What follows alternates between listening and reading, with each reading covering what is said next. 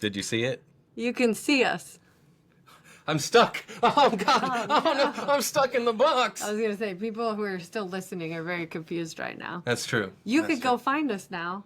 Yeah, we're all video-y. We're video. We have a set. Yeah, we're AI. It's weird. We're not even here. Thanks. That's the weird part. It's not me. It's not me. Oh, yeah. This is how I podcast. You guys probably don't thing. know that. Fun fact about us. Oh, yeah. Look. We have our Al Green playing back here. So Brent, who you'll hear from today, actually wrote our wedding song, which is like a theme song, I guess. Which is our theme song.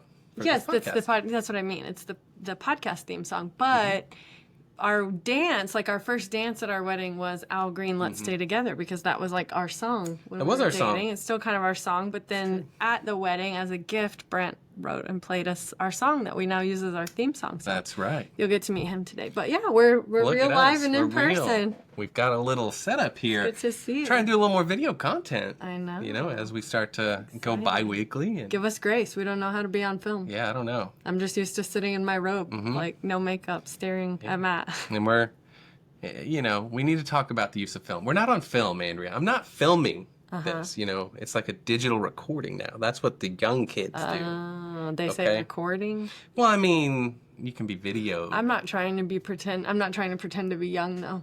I mean, if you want me to get like a... I could get one of those. Not so much. Not so much, no. But we've been busy since you saw and heard from us last. You're glowing. I am? Yeah. Why?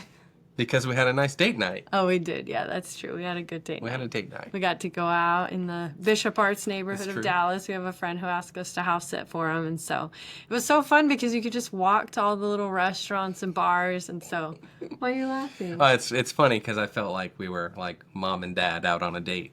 Yeah, there were a lot of younger people. There was one restaurant was having like a beach themed party.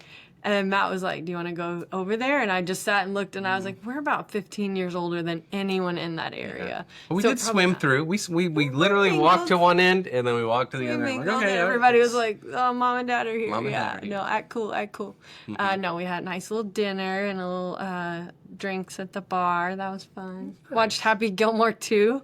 Yeah, it's true. That's true. Interesting, good throwbacks, but it was just nice to spend some time together. It's been busy. It's like back to school time for me, and so just been really busy with work, and so it's nice to get away for a night and spend some time together. And then last weekend we went and saw our youngest, Ollie, was Alex the lion in Madagascar Jr. at his summer theater camp. He did it. Got to lead a show, which was really cool, made us proud, and Jackson was a counselor. He did a great job. He got a little sick right before the shows, but he powered through, and I thought his voice sounded great. He was the main character. Nice. And I'm not lying. See, now I'm on film. I can't roll my eyes when he says these things. Yeah, you can. That's the best part. That's our energy, I think. Yeah. Okay. And so don't be nice. Yeah, that's Don't fine. be nice on camera. Okay. Yeah, don't be nice on camera when you're mean to me in person. Just in private. Yeah, and I'll save that for after. Yeah. But anyways. That was fun. Now, hold on. Oh, wait. We have to pause. This is my pause motion. I have to pause. Because I have something for you. Hold on, let me push a button.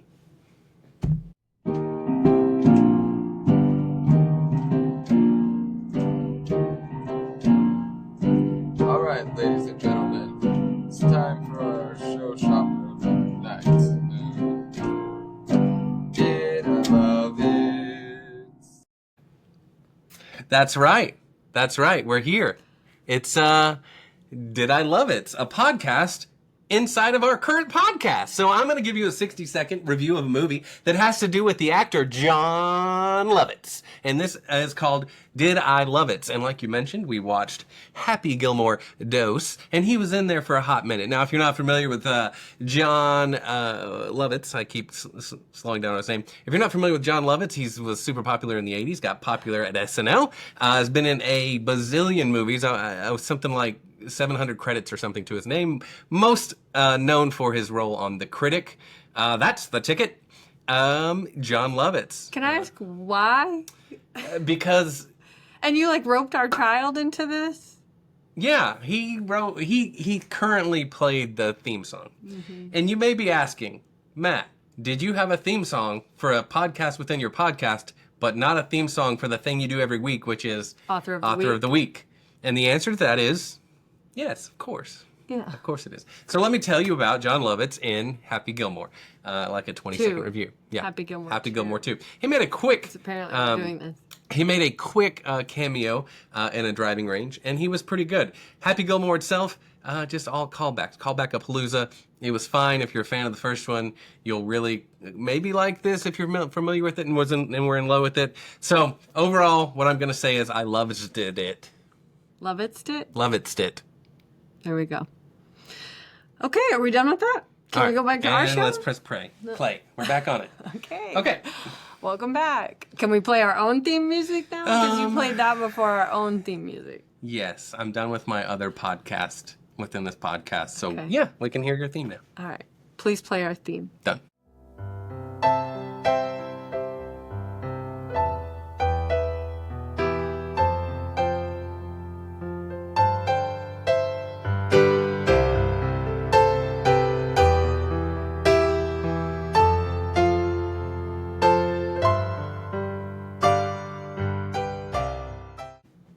What's going to happen? Maybe our logo will show up. Oh, okay. I'll just cut it. Okay. Put a hole in here with our logo. And we'll fade back into us. Welcome to our actual podcast, Our Next Chapter. I'm Andrea. I am Matthew. We are so glad to be here with you today on camera and in audio format. So this podcast, we've been married for 20 years and together. See, now you get to see the oops in person. Together for 25. Our boys are 13 and 17, almost grown. And so we started thinking about what was coming next for us in our next chapter of our life.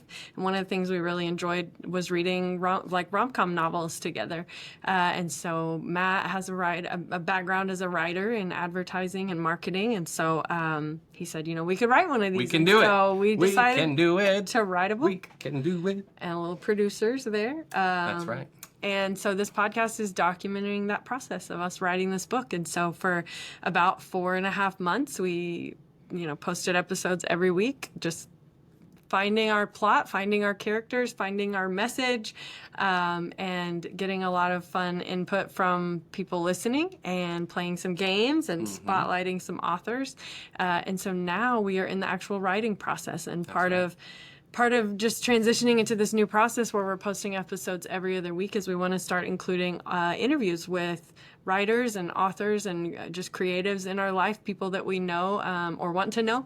And so today we're excited to have our first guest. Our first guest, Brent. He's not related to us. He's not related to us. He's not one of our children. Brent Black will be on with us today, and we have an interview with him. It's 30, 45 minutes-ish, where he gets to talk a lot about what he's done in the past, some good tips for us, and it's really interesting because he talks a lot about some of the same things we hear when we go to the authors. Yeah. I think I was interested because he is not an author as far as writing a novel, but he's in the creative space. He's written a lot of original works, parody works, things like that. So it was interesting for me to see how much overlapped with just the writing and creative process. Really. But to tell you a little bit about Brent, we asked him to come on the show. You guys have been best friends since middle school? Yes. Yeah, and then I met him in high school in 10th grade theater, which is where I also met Matt. And so we all just kind of became fast friends and honestly hung out as a trio a lot in high school. A lot. And so just been a great friend for a long time. One of our very best friends. He went to OU, the University of Oklahoma, got a bachelor's in theater, and then went to NYU, to the Tisch School of the Arts, for his master's in musical theater writing. And so he's written a couple of off-Broadway shows, original and the guy's done a little bit of everything. Yeah, he kind of rose to fame on YouTube as Brentalfloss. So if you've ever heard of Brentalfloss, that's him. He's known for putting lyrics to video game music. And now more recently, he's published 2 video games that you can get online and on most consoles. That's right. And so we're just excited to interview him and let you hear our conversation. He also, like we said, wrote our theme song. So he did. Very special guy to us. We were appreciative of him sharing his time and wisdom. And so we're excited to introduce you to Brent Black. Brent Black. Today on the show, we have Brent Black, a.k.a. Brentalfloss, the one and only. He first gained popularity on YouTube by writing hilarious and clever lyrics and putting them to old video game tunes, where he amassed millions of views and followers. But he's so much more than that. This guy, oh my gosh, guys, lyricist, composer, game developer, all-around writer. I mean, he's written musicals, multiple musicals. The guy is a creative powerhouse, and we're so lucky to have him on the show today to talk about writing and his process and just what keeps him going. So, Brent, my good friend, welcome to the show. Welcome. Hey, thanks. Thanks for having me. Of course, man. Thank you for coming. Do you know this guy? Have you met this guy before? I think I've known him for a minute or For two. a I think couple you've known years. him for a few more minutes. I think it was 7th grade. 6th. 6th grade. Reading Oh, wow. class. Reading Yeah. class. And you had the crazy hair, man. I will say, I have to talk about it every time we tell people our origin story. I think that's what's brought us together is the bush head, as I think what I used to call you back in the day. Is that Oh, right? yeah. Bushhead was a nickname of mine, which is really nice and ironic now because I've got a beautiful, shiny, bald head. Well, you that had is- that I've been working on for a long time. You had the bush going, and the bush going, but the bush going back then. You were an actor, a working actor, so you've been being in the creative scene for a long time now, man. Been doing it all. Yes. Gosh, I guess you know what? For us, let's start with kind of. I said that you started with YouTube. I want to kind of get into that and see just how you started. Because, for people like us just jumping into our first novel, first big project together, I know it takes a lot of courage and a lot of just want and drive to do it because you're doing it for the love of it at the start. So I'd love for you just to talk about how you got started there in the early 2000s, 2010s? Yeah, so I made the channel in 2006, and I do think a lot of creative endeavors do require a lot of courage from some people. From other people, they just require an intense vacuum-like need for attention, just sucking it up everywhere you go. No courage whatsoever. Just and I think I just wanted to talk about stuff, and the fact that in 2006 it was we take it for granted now, but the idea that there was an easy turnkey way to broadcast yourself and anything you wanted to an unlimited audience worldwide, we didn't have that. We True. had there was some internet video, but it was still a mystery. So when I found that out, I just started, I think I started out doing little commentaries, social commentary kind of stuff. Moved on to just throwing spaghetti at the wall. Anything I could do that I thought was interesting. And eventually, I think almost 2 years after starting the channel, Wow. and after, doing some stuff with video games, doing some stuff with pop culture, throwing in the spaghetti, I just had the idea to take a video game tune and add lyrics to it and make a little music video. And that was what kind of was the difference between itty bitty tiny mini cult channel versus okay, this is a kind of a brand now and has more this is a widely known. series. Yeah. I didn't realize it was almost 2 years between starting to post things and then, getting to the point where you were kind of gaining notoriety and had that thing that you worked on, with the video game lyrics that was Brentalfloss, That's right. in the beginning. Yeah, well, and Brentalfloss was just an AOL screen name, which for our younger listeners is basically your Twitter handle, or it was a name that I made my email address and also my instant messenger handle, and it was just a joke. Yeah. I think at one point it was Brental Park. Oh, which is a nice. little pun. That's right. Yes. But That's when I the one made that the stuck. YouTube.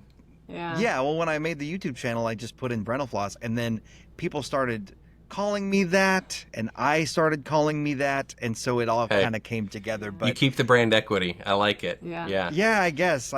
Well, and it's been a very inconsistent brand, but we don't have to go too deeply into that. Well, it's been a long time. I to me, it's just evolved over time with you. Thinking of how long it's been a thing, And it's 2 decades now. Yeah, seriously. Yeah. And I don't know, back then, what were some of the videos that went most viral, and what was kind of the process leading to those? Well, I know I have my favorites, but I'm which one's data? I guess that's a question. Yeah, I'm thinking Mega Man 3, because back in the day, the big thing was being on the front page of YouTube, right? That used to be an earned position. Well, the big break was unfortunately a video that has not aged well. So I think my maybe third or fourth official lyrics video was about Tetris. And it Yeah. was the tune from the Tetris Game Boy game. And, you know, my mom loves Tetris. My grandma, R.I.P., loved Tetris. Love Grandma. And I just always thought there's something about like Tetris and a woman's brain. This is what I thought in a bygone era, right? Before I realized 2 decades. Yeah. Well, it was a while ago, and I also didn't realize that all the Tetris world champions are men. And I ran with this idea that Tetris is this game that was made for a woman's special brain, and it was kind of a misogynistic, like edgy late aughts humor. Mm-hmm. And so, like, I don't super stand by the work now. However, it did get front paged. And I think it got like 600,000 views in 24 hours. Wow. And I went from 3,000 to 12,000 subscribers, which That's at that amazing. time was just like, those were numbers, you know. Those are numbers, Absolutely. Well, and too, I yeah. mean, to say, like we said, it's been a long time since it came out, but also a big part of our book that we're writing, our lead male, he is an evolved guy. He's done the work. He's very emotionally intelligent and things like that. And so we've talked about what has led to that. And so I'd say the same thing. It's like, it's still a high point in the career and in the beginning of Brentalfloss. And then also it just shows growth of like what you've learned and how you've evolved in such a significant amount of time. So, you know, I think it's obviously something to be very proud of, and it was a great song. It was one of my favorites. I still love it. But also, I think it's great that there's growth and learning, and you know the brand and your style, your writing, everything has evolved. And so that was definitely one of your earlier ones. When did you kind of have that feeling that Brentalfloss was going to be your career? That like that was going to be your thing? I think it was when I got the first check for the album. Okay. Because it was a hobby that could occasionally get me a free trip to a convention and a hotel room at the convention. Yeah. And a lot of We attention. liked tagging along. Yeah, for we those liked too. those too. That was fun. Yeah, like between 2008, when the first With Lyrics video came out, and spring 2010, it was, you know, it wasn't a career because there was no way to make it a career. And YouTube rejected me for my request to become a YouTube partner back when you had to ask them to make money off of your videos. But when I got the first check for the album, which I had a different company like manufacture and stuff, I was like, oh, this is a full-time amount of money. Can I keep this train going and do it full time? And even though like there were a few points at which I had to like regroup, and at one point I even went back to catering for a month or two, like generally that was the point at which doing weird art, mostly of a writing nature, became a full-time job, such that I rarely had to put on pants and leave the house if I didn't want to. And that was 2010. Nice. It's a good perk. I mean, since then you've been a serial creator and finding your way and not finding ways not to put your pants on, you know, and everything from video games and you know, not having to leave the house with pants on. Video games, we talked about. You've created your own video game. You've written musicals, and you know, I think for me, as we talk about this on the podcast, I would love to hear you talk about how those things hit your brain a little bit differently. How each one of those, like, do you feel like you're accessing a different skill if you're making a Brentalfloss video versus a song for Con, your musical? Absolutely. I think I think I'm like often emulating in a way that I think a lot of people, especially young writers or new writers, love to think that they're right off the bat, they're doing their own thing. They're doing their own brand new thing that's never been done like anyone else. So unique. Yeah, and actually I think that for a lot of people, not everybody, but learning to emulate what has come before is a way into creativity for some people. And so with the music videos, the Brentalfloss stuff, I don't think I was intending to emulate anyone in particular, but it was like I grew up listening to a lot of parody music and novelty songs, Dr. Demento stuff, Weird Al, Monty Python, Adam Sandler, and just, you know, comedy songs. Yeah. And so I feel like if it's a Brentalfloss song, I mean, honestly, at this point in history, I'm using the context of what has come before in the Brentalfloss, Yeah. discography, which is now I think 100 music videos. Wow. But at the time, it was emulating that. Whereas with the musical theater, if you're going to do a musical theater song, assuming you're not trying to reinvent the wheel, which I just about never try, you're ultimately thinking about the structure of what has come before in the thing you're doing, and you can take it in your own direction. But one of my, sort of like values when I have dipped a toe into teaching with arts and teaching writing is like, you don't, structure isn't everything, but it is the key most of the time when you don't know how to get started. Yeah. It's not the only way in, but figuring out a structure and figuring out what structures have worked for what you're doing. You can always, it's such a cliche, but it's like learn the rules, then break them. Learn the basic structure. I say that all structure. the time. Yes, absolutely. Learn the basic structure. I'm actually thinking about making a book about musical theater writing, and what I really want to do is figure out like a couple of plug and play structures for musicals that you could basically take this scene by scene, and as long as you fill in the what it is, it's like, okay, we got the intro, we set up the world, we this, we that. Second song, there's a main character, and they want something. The song's about what they want. Like the Third That's song, a true villain, story. they sing about what they structure. are. And it's like, I've never seen it laid out the way that, say, the hero's journey film structure has been laid out. And it's like, I want to see if there's a way, not that there's only one musical, but like a way to go, hey, if you do this structure, you could make something decent. Yeah. Right, and still on your terms. Yeah. Still with your unique style, and it's an ice cube tray. You fill it with your own special whatever to make your own little popsicles. But that's the ice cube trays. popsicles. Musical popsicles. There's the title of your juice. book right there. Musical popsicles.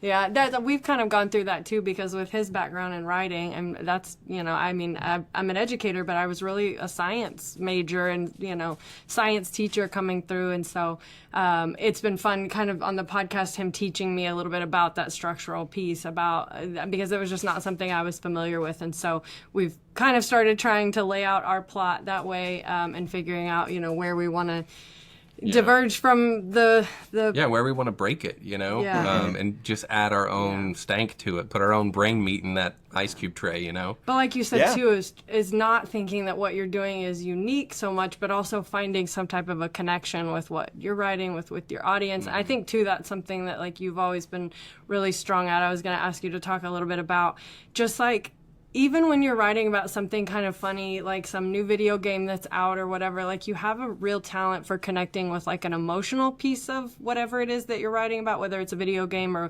with your musical, with Con, and like just the Star Trek fandom. I think it's just interesting of the way that you're able to like get these insights that people connect with, that have like, oh, I watched that or I played that game or whatever it is. And then people feel like it's inclusive and like they're part of this thing. And so I'm just curious, like as a writer, what is your thought process on how you go about kind of finding those nuggets of insight and incorporating them into what you write? It's a combination of things. When it comes to video games, man, I have sat there and played a video game and written 10 pages of notes of just observations and like, this guy kind of looks like this guy from this movie, or hey, I really wish this thing would happen, or like, wow, does this guy always do this, or wow, does anybody else feel this way? And sometimes I will literally just like ask around and ask people that I know and trust, like, did you experience this with this game? And sometimes they'll tell me another thing that I'll go, oh my God, you're right. Oh, yeah. And sometimes like insight, a lot of making good songs and good musicals is adaptation. You can't always have the amazing idea and musicalize it in, like sometimes you have to take a thing that already exists and adapt it. And so with insights, I think that I have probably just as much of a talent, if I have talent at all. You do. I said it, so it's true. Okay, thank you. Can just be assumed.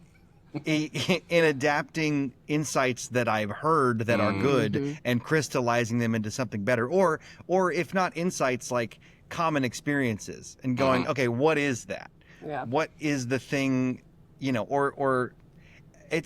a very broad question. I'm trying to kind of like move it, Yeah. like I mean, you're get the it- Jerry Seinfeld of musicals. Like, what's the deal? What's the deal with Mega Man's blaster? What is the deal? with Captain Kirk getting older?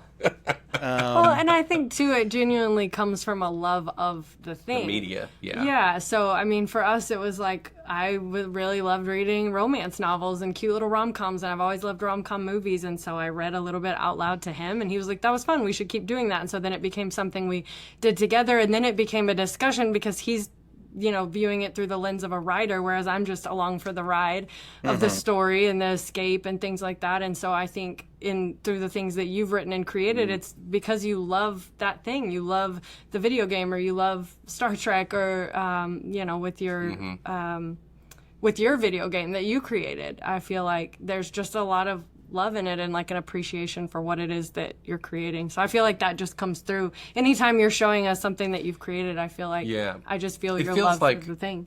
It's like you're coming through in a lot of these pieces, and that's something that, like, on a more tangible way that I've been thinking about our book is that our main guy is, the more we talk about him, the more he's kind of shaping up to be closer to me a little bit in a way. Are there any of your characters or any of your things that you've seen that you've put a lot of yourself into on purpose or even on accident? Like, just like, oh, wait, Both. that's me. Both. The main character of like my first collaborative musical as an adult, like the one that in grad school, I went to grad school for musical theater writing, and they put you together with somebody and say, you get to spend the next year, the second year, writing a 90-minute musical. And we wrote about this very self-centered but sweet homeschooled kid that had no friends. And like, he was just like, couldn't see past the end of his nose, really, really wanted friends, and didn't understand that he was kind of obnoxious and self-centered. And like, it was clear after a while, like, Is this Like, one of the where am I- non-examples? Wait, Yeah. this is wait. No, I'm saying that, this is literally like me going, oh, I see a little bit of yeah. myself in that. The best version, I think the most crystallized version of this for me is, and this is kind of like a funny but also not funny story, but don't worry, it's got a happy ending.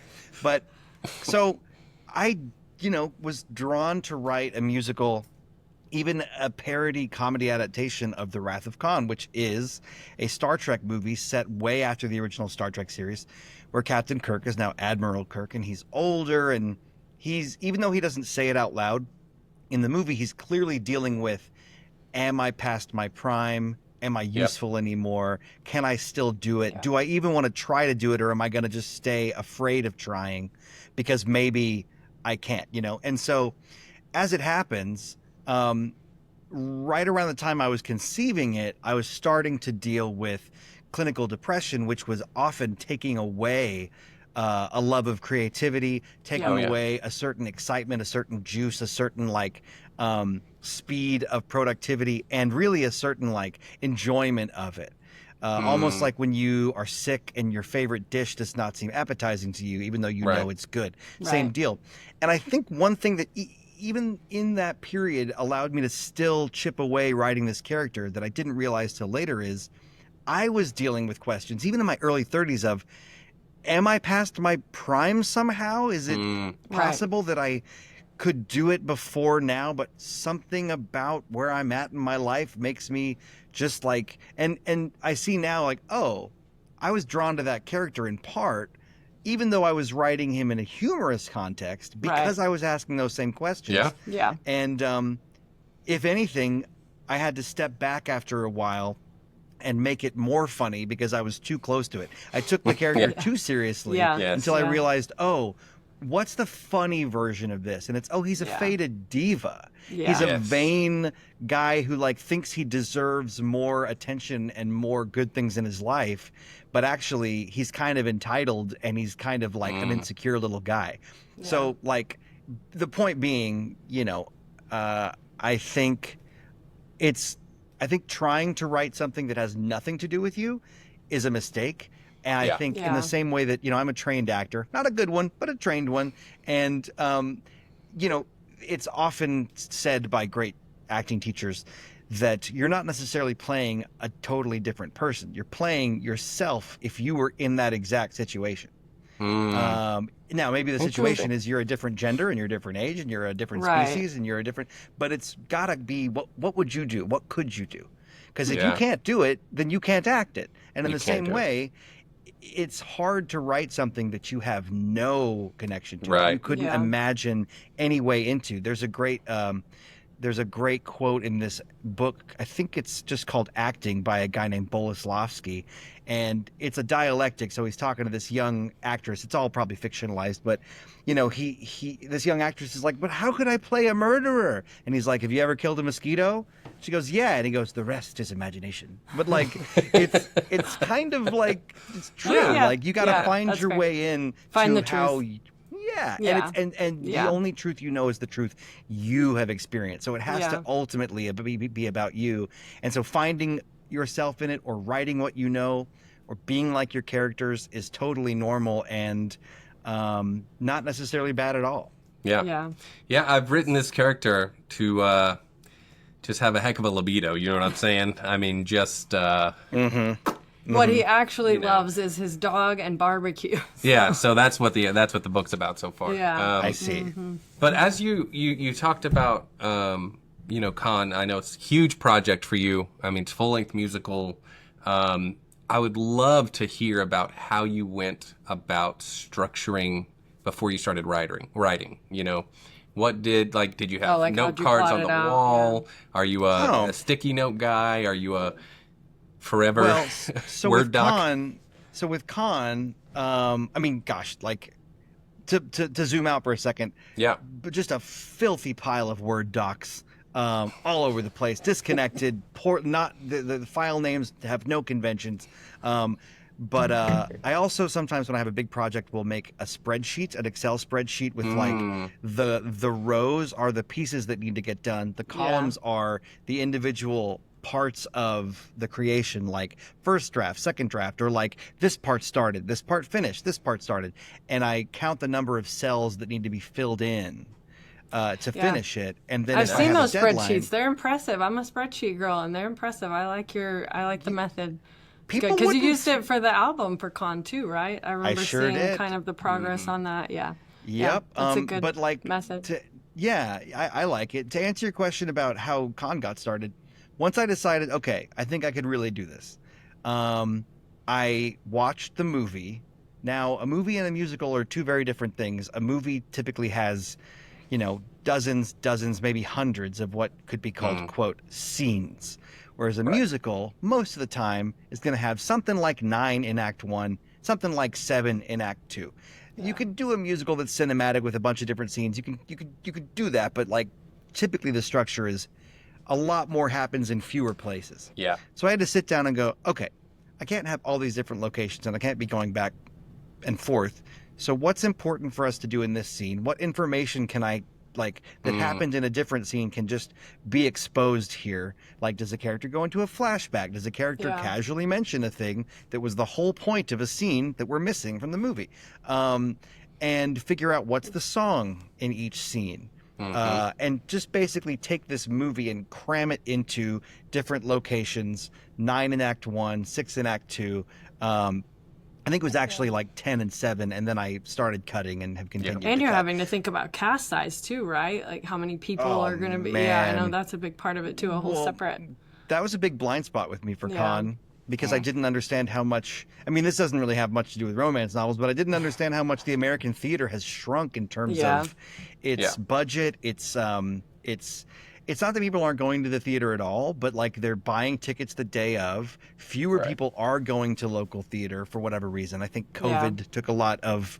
COVID kind of decimated a lot of like the coffers, and a lot of a lot of places closed down. So this is all to say, I was writing for a Broadway size cast, then thought, okay, maybe more like 14, and then had multiple off-Broadway producers being like, if you want this to be produced, you really got to be thinking more like 8 to 10. Wow. And so I Yeah. got it down to 8, and it's one of those situations where limitation is really actually kind of a great thing to hone what you're doing, because Yeah, that's only exactly by- what I was going to ask. Yeah. Like, Yeah, did it only help you simplify, Yes. Well, Yeah. so basically, I had to get it down to 8. I asked a dramaturg, which is a very specific kind of analyzer of drama and story and certain elements that I could go into, but just dramaturg. I asked a dramaturg to look over the script and help me, and they were like, well, I mean, the only way you can have fewer characters is to cut most of the characters. The only way you can Money well have spent. a cast. Yeah. The only way you can have a cast that size is you have to cut Captain Picard, probably. And I don't know what you're gonna. And what I eventually realized is, okay, the narrator character is kind of wasted because he's mostly just in between scenes. And I was like, why doesn't he play all of these roles that like don't need to be played by anyone else? Yeah. And that actually made the whole story make sense because now he's experimenting with theater. He's not only writing and producing, but he's putting himself in the roles because Data the android's whole thing. Yeah, he's the is like, narrator. For anyone who hasn't seen it yet. Yes, I should say, yeah. His whole deal on the show, Star Trek The Next Generation, is to figure out how to be more human. So what better way than to write this show, explore theater, be in it, and then as the show goes on, talk about the experience. But that basically made it where those 3 or 4 roles that used to have to be a person are now just him, and it's more fun. It's more fun. Yeah, it is. I think it's such a creative way to solve that problem, too. Yeah. And it's more authentic. Once again, like you found the truth, you know? There's just a lot of energy created in that way, too. For that actor. For the actor and for even the audience to it's so fun. Watch him pop up and play different things. So it makes it a much juicier role. And it's like all the roles he plays are funnier because you know it's him.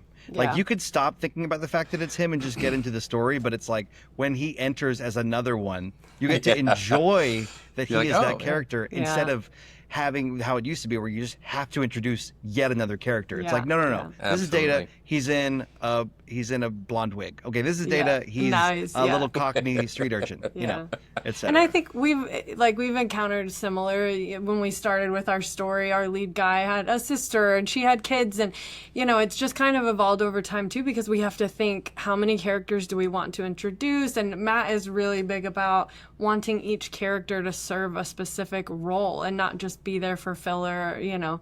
And so thinking I'm not a big fan of exposition characters that just appear or they're in the background like, well, my sister has 6 golden retrievers and you need a golden retriever? Wow. You know, like, okay, well, let's have these people be somebody and be important. So I definitely think that's good advice too, of just kind of whittling it down to like what the key pieces are, and just getting to and having fun with it. Like you said, just it makes it more fun having Data. So you said you had the spreadsheets going, and I'm assuming that you're not writing chronologically on most of your projects. You're kind of bouncing. Generally, no. I mean, you know, the projects that really apply to what I'm doing mostly are musical theater or individual songs. I don't think this question really applies to making video games, but I think that I'll answer your question by once again zooming out to like a bigger concept that I think addresses this. I think that every project, as small as a song, as big as a novel, as big as a musical, as big as a screenplay, are all like a crossword puzzle. And there's no wrong first word.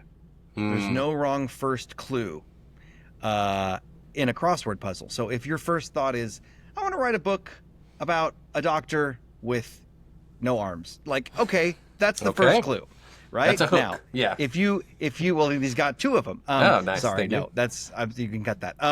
But if you like, that's the first clue. Now, maybe you get all the way through the crossword and you go, you know what? I've got all these crossword things filled out, but now that I think about it, maybe the answer to that first clue was wrong. Like maybe he doesn't need to have no arms, and that was just a way in.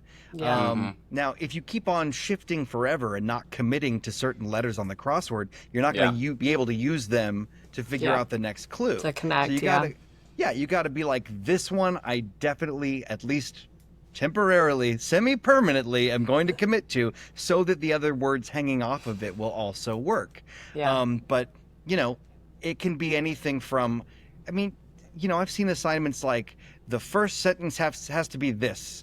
and everybody's going to write a book with the first sentence being that. And it's like, Yeah. if you can commit to that one clue, it can lead to a lot of different stuff. And maybe when you finish it, you realize, oh, I didn't even need that first sentence, but that was a great way to get started. And so the question, I think more specifically though, Matt, was like working in order. Just working chronologically. Yeah, I mean, I think that like just like a crossword, I'm definitely a jump around guy. With Con, even though it was based on a movie and I had an outline, I wanted to jump to certain songs and figure out how those moments were going to work. And when you're doing that, you can figure out the vibe of what you're writing. Because at a certain point, something as big as a musical or a book is gonna, this sounds kind of woo-woo, but like it's gonna tell you as you move through it, it's gonna tell you how it's gonna work. And it can show you, actually, this character's like got a dark side. And you're like, really? You know, and the thing is like, you can choose to go against that. But you have to just find the most important, you don't have to, but you can find the most important moments to go, how do these moments work? And now that I know how these moments work, I can lead up to them. A lot of times, I think bad writing has big climactic moments or big tentpole moments that are not earned. You have not laid the groundwork. And sometimes they're actually kind of anticlimactic. So it's like, how do you lead up to something important and earn it? Sometimes it's to write the important thing and figure out the pieces How that you they have got to there. move The back. breadcrumbs. Yeah, no, that makes sense. I get that. Even in stories I read, if characters just get too infatuated with each other too quickly, or they're willing to just rearrange their whole lives, and I'm like, what was the buildup? Like, they had one interaction. There's no way that they're in this deep of love, or, you know, that they're just so convinced that this person is the one if you don't have any of that buildup. And I've heard other authors write about, like, they won't write a love scene until, like, there's been significant, like, time and exposure, building of the relationship. Like they won't write that like intimate scene or whatever. But I think that's definitely helpful too. And just letting the characters talk to you, letting the stories talk to you. One thing I was going to ask about, like some of your original pieces, like I'll Be Damned and things like that. Do you start with, and this is kind of, I'm looking for advice. Do you start with the message of like what you want to say? Because I feel like we kind of approached this that way, and we kind of picked something, and then the more that we've gone on, we're like, oh, actually that's not what this is gonna say. It's gonna say this, and we actually like that better. But just kind of curious where you start when you're writing something original. I mean, it's gonna sound just like wriggly and weaselly, but it really is a different crossword clue every time. And it's like, sometimes it's like a rocket booster where it's like that thing, kind of like what you just described, that thing got you out of the gravity well, but then it falls off. You don't need it. And, you know, like if you think about what you want to say, that's like, I think, a pretty tough way to start out, because often the story will start saying something and you'll go, oh, this is what it's about. Like, which is basically what happened. Yeah, well, and that's really good. Lessons though. learned. Yeah, lessons learned. Now, the trick is if you are writing on commission and somebody says, this has to be about how... you know, asbestos is toxic, you know, like, you know, well, I just am going to have to commit to that. But like, I mean, you know, sounds like a great musical, by the way. The Asbestos the musical. It's called Asbestos We Can. I'm sure I stole that joke. But no, like, you know, an example of this is that there's this whole opening scene to The Wrath of Khan, which, if we didn't mention, is what Khan the musical is based on, where there's this unwinnable test that a cadet at the academy takes, the Kobayashi Maru, and the cadets don't always realize there's no way to pass this test. There's no way to win the scenario. And it was sort of like an obligation to write this thing because it's such a part of the Star Trek lore. But also, Admiral Kirk is like dealing with getting older, and there's a sad thing that happens, I won't spoil, in the end of Act 2, dealing with death. And what I didn't realize till very, very, very late in the process is, whether or not they meant it to be this way, I'm starting to put together that aging and death and the march of time is the Kobayashi Maru. That's what the unwinnable test is. And even though it's still a parody show, it's still got silly jokes. If you look at the kind of undergirding of it, it's kind of like at every crossroads where it could go off and just kind of do something that doesn't have to do with that theme. It chooses to reinforce that theme, even with jokes, even with silliness, even with random song moments. That's kind of what the show is secretly about. Yeah, I love that. Yeah. It took me a long time to find it. I was going to say, and then so it evolved for you over time. It was something you kind of It's discovered something you as it found. went. Mm-hmm. Yeah. In that same vein, I was going to ask you about, when you start to hit some of these roadblocks, right? When you start to hit some of these, when you know to walk away, when you know to like, Critical let me take a distance, break, let me, this thing's not working. I keep hitting my head against this concrete wall, What do you do? What do you look for? What are the signs? I think the first thing to do is give up. Yeah. Okay, good. Great. Okay, well, good talk. Well, This was fun. Yeah. end of the podcast. Thank you. No, okay. So I think that it's important to be honest with yourself when it comes to not being able to write something. There's different reasons to not be able to move forward or not feel good about moving forward. I think the number one question to ask yourself is something along the lines of, do I not want to write this because I don't actually like this thing that I have given myself to write? Is there something about it that because, why are you putting it off? Yeah. Why are you, or is it not being put off? Let's be clear. There's writer's block. There's, I've had a long day and I set aside this Other time to write and it's obligations, just not coming. Yeah. And, you have to kind of diagnose these things. I think that it's important to take breaks. For me, being someone that generally gets to have big chunks of time to work on creative stuff, of course there are annoying emails and calling your health insurance company and whatever, but the long swaths of time, I've gotten into a groove of sometimes hyper focus of maybe up to an hour, sometimes 20 minutes of doing a thing that isn't very fun, and then a 5-minute break to go make a coffee. Yeah. 20 minutes of just make this is progress. not my favorite part. Yeah. And there's different parts of the process. There is the mining part where you're just getting the raw stuff. You're just trying to get the basic stuff, break some ground, get some stuff on paper. And then there's the refining. And those are two different hats. And sometimes you don't feel like one, so it's can I do the other? I juggle multiple projects at once. Seems like that's all I do anymore. And so if I go, I'm really not feeling like this one, I go, therefore the other one seems more interesting today. Yeah. When you've got one project and if you've run out of spoons for the day, that's the kind of thing that you just have to know yourself well enough to know, is it laziness? Is it something I should push through? But it's kind of like an athlete. An athlete couldn't tell you how your body necessarily works, but if they have been playing the same sport for a while, they'll know when they're just lazy, they'll know when they're in a bad mood, and they'll know when their body's giving out. And at some point you have that diminishing returns problem of, I could push myself, but I'm What's the quality of what I'm going to put out? Yeah. Right. And then you've got deadlines. So what if you hit the point where you would normally just tap out and say, I'll finish it tomorrow, I'll sleep on it, which would be healthy, but you have a deadline. For me, everybody's got to have their own tactics there. Mine is not great, but it's usually, all right, we're going to need sugar. We're going to need junk.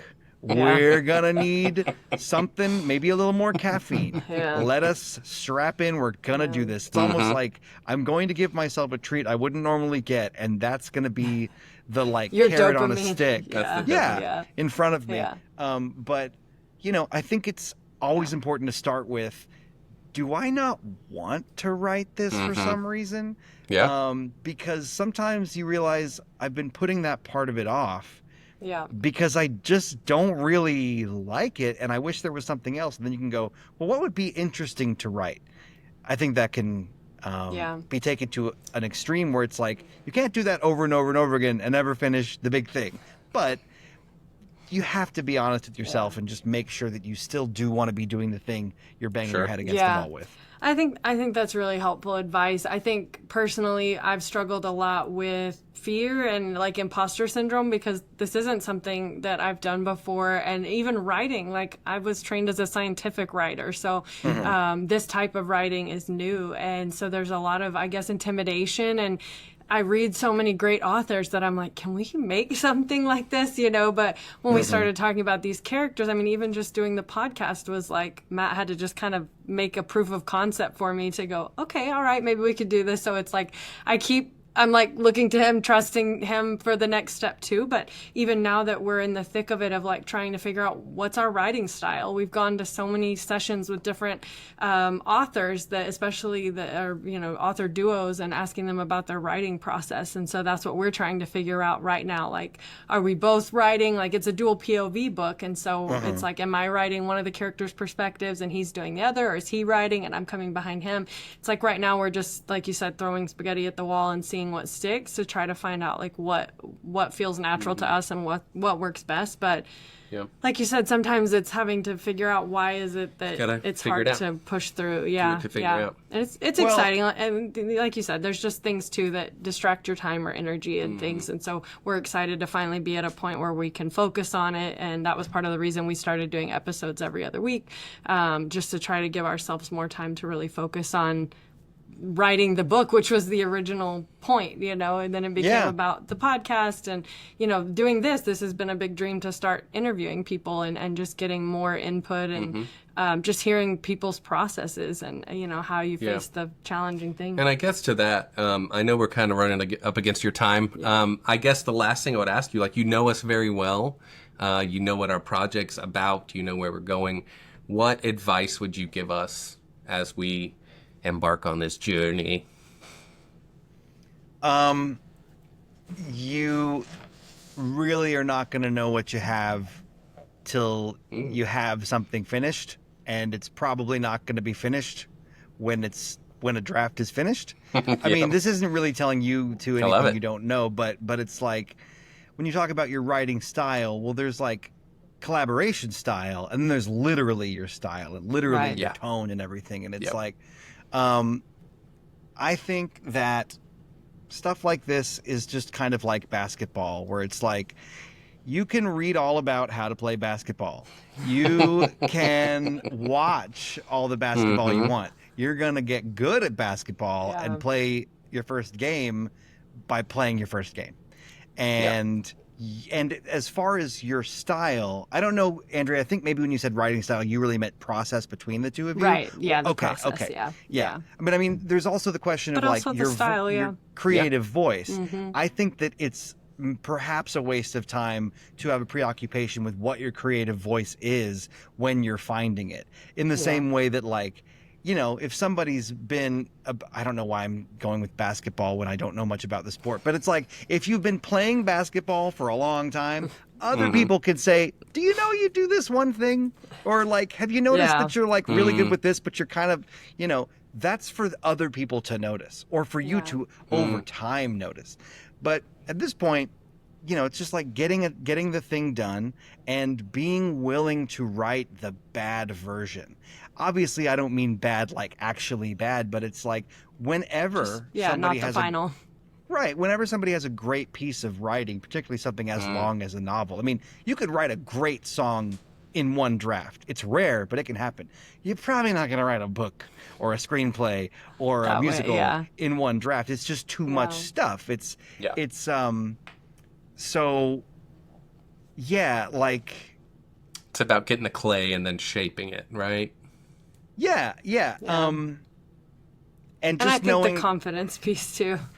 Like, that's something I've always told you I admire about you is just you've had this confidence to just go and do it. Like, I get stuck in worrying about it being perfect to the point that, like, I won't do anything at all because I want it to be this finished, polished version. And I just feel like ever since we were young, like, you've just had this confidence in your abilities. Like, you just trust yourself, I think, is what is admirable. And it's like you're willing to put the time in, you're willing to continue to reshape it and grow it, but, like, you trust yourself and your abilities enough that you're like, let me put something on paper. Let me start with something to react to. Yes, but trusting yourself, you have to break yourself into different parts. Like, I trust that after I write a crappy thing, that I'm going to put on my judge hat and go, all right, this part's good, me, but this part, me, is bad. And like, I'm currently writing all these little tiny pieces of work these things that are like 5 or 10 seconds long, and amassing them for online content. And I have to, write a bunch of them and not worry too much, because I'm not getting graded on each one, and the world's not going to see each one, and I'm going to literally use less than half probably in the end of them. But when it comes to trusting myself, it's not trusting that I'm going to make a bunch of brilliant stuff. It's trusting that I will be able to judge what's good and what's not. And I mean, there's plenty of projects I didn't proceed with, because after writing down the concept, I then judged that they were probably not going to go. And so, I mean, I think that confidence for me as a young kid, and I guess still today, it's a certain naivete of the danger. Yeah. It's a certain just like wanting the final product badly enough to just chase it. I don't see it necessarily as confidence, because I have plenty of fear of failure, but it's like, what do you do about fear of failure? Don't release it till it's ready. And that's, I mean, the thing is that's like harder with the book, especially when you're in real time talking about the writing of it. Right. Yeah. But it's like, I don't know. Some people, I think you're exactly right, and we've done that throughout the podcast. Been like, we think this is the direction. Now, nobody get too stuck on these things. Like, we will change and update and edit and edit and edit and edit. Yeah. Absolutely.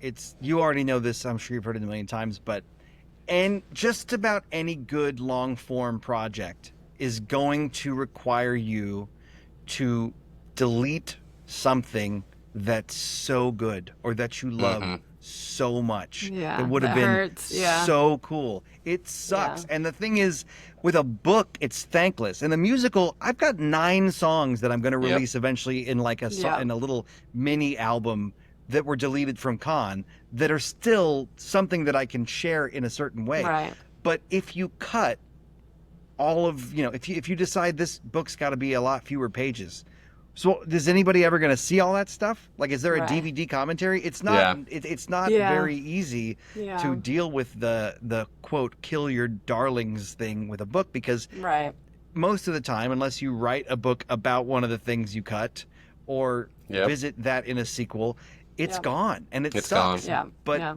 you must. You simply must. But it may have gotten you to where you needed to be. It might have just been part of the process. Part of the crossword. As hard as it is, Yeah. And Clue that got cut, Eventually you start to but you start to you start to see the good in that pain. I'm sure there's some analogy for it, I don't know, somebody that has to use a needle on themselves, and it's like, okay, this hurts, but it's a good thing, and you start to associate this pain sucks, I hate this, but it is doing a good thing. It's so necessary. Now it's growth. Yeah. It's the pain of growth. It's almost like, like a diabetic with their insulin. Yeah. Right. When I cut a thing and have to say goodbye to it, or have to reverse course, it still feels like, okay, this is the pain. Well, there's these dumb signs at fitness gyms that'll be like, pain is just the feeling of weakness leaving your body. But it's like, that pain is the feeling of crappiness leaving your work, and it sucks, but you can learn to, if not love it, at least see the value in it, and take solace in that. It's growth pains. It's growth pains. Yep. Awesome. It. Well, Brent the best. Black, aka Brentalfloss, thank you so much for coming on and hanging out with us today. It was Anything fun. you want to shout out? Yeah, what you got going on? Where do we need to find you? What's the next project? What are we telling the people? Well, so if your listeners play video games, whether on their PCs or on consoles, I've got a game coming out that's a lot like the Jackbox games. And if you play Jackbox or not, they're sort of like party games that you play on a console or PC, but you have a phone or a tablet in your hand, so that it's kind of like games like Balderdash or various games where you write things down and pass them around, apples to apples, stuff like that. But it's called Use Your Words 2. Use Your Words 1 has been out for many years, and Matt and Andrea have been It's so fun. among It's a great party game. They are They among both the are. most honored unpaid testers of. We got credits. Our names are in there. Yeah. That's We're true. good. That's true. But Use Your Words 2, which has been a very long project and a lot of work, is already out for Steam, which is PC and Mac. If you don't know what that means, that's okay. But it's going to be out very soon on Nintendo Switch, PlayStation, Xbox, basically all the major consoles that are Nice. currently pumping out, still producing Nice. games. Yeah. It's not on the Wii, unfortunately. But point being, go find out more about that Yeah. I would just say follow us on socials, x.com/useyourwords. We're Use Your Words on Facebook. And other than that, you can listen to the mini album of Con the Musical Yeah. on Yeah. all streaming sites. If you just go to, the best way to do it would probably just be to go to conthemusical.com, KHAN. Although I also own and redirect the domain that's the wrong way people spell it. Smart. It's KHAN, themusical.com, and you can find out all about that. Whether you're a Trekkie or not, it's just some fun songs Yeah. that I worked really Absolutely. hard on. So you can check it out We there. can't recommend the game enough to anyone listening. If you have a group of people over, it's such a great way to just interact and laugh. You'll watch videos and then you have to go in and put the dialogue, or you have to name a book, write a book title, and it's so fun. It's just a great thing for a group, and you get to use your phones as your devices, but then you're talking, you're laughing. So it's a great way to connect a group for sure. And then Absolutely. And if you're a Con is- musical fan, we've seen Con a few times Yeah. and we love it. And, Oh, you guys are Con OGs. We are, Yes. indeed. 6 or All 7 of years now them. you've been seeing Yeah. productions. That's since right. Philly. But yeah, it's an international production now, isn't it? Yeah, it's that opening official? in December in Australia. So Nice. cool. So cool. Yeah. Awesome. So if anybody's listening from Australia, go find Con. There you go. Go check out Wollongong, Australia, in the Yep. outskirts of Sydney in December. Con the Musical. We'll tag Done. them when we upload the Yeah, video. we'll tag them. Yeah. Awesome. See if we Hashtag can Wollongong. get I some dare you to spell it right the first localization. time. Well, Brent, Wallagong. Wall- Thank you. Thanks, Thank buddy. you for being here for us. We appreciate you and for all Thanks the for good having me. advice. Bye. Appreciate you. Bye. Bye. We did it. Our first interview is complete. Thank you so much to Brent for your time and just great advice. Absolutely. Good advice. Yeah, so many things for us to think about going forward. And I think for me personally, just really pushing into that space of being fearless and just getting something on paper that we can react and respond to, knowing that we have the skills to craft it and make it great. Yeah. Love to talk to that guy. Loved his insights. Yeah, He's a good always. resource for us as we continue to do this. And we thank him again. And we thank you too for listening and tuning in. Go check out all his projects that he Yes. talked about. He shouted out. Follow him online and go play his party game. It's so fun. Use It your is. words and use your words too. It's so fun if you have people over at your house or maybe family gatherings, upcoming holidays and things like that. It's so fun for that. So please go follow him, and we're so appreciative of his time. And where can you follow us? You can find us on Our Next Chapter Podcast on Instagram and TikTok. You can find us online at ournextchapterpodcast.com. You didn't give the full. I'm not doing that. The full URL. No. Would you like me this to? is already long enough. No. HTTPS : How do I cut your microphone? / www. Remember you talked about kids not Our needing next explanation anymore? chapter podcast.com. You can find us there. Go sign up for our non-existent newsletter and tune in and tell your friends and leave rate, review, do the whole thing. But thank you so much for hanging out with us today. And we will see you in a couple weeks with some big updates on the book. Until next time, I love you. And I love you.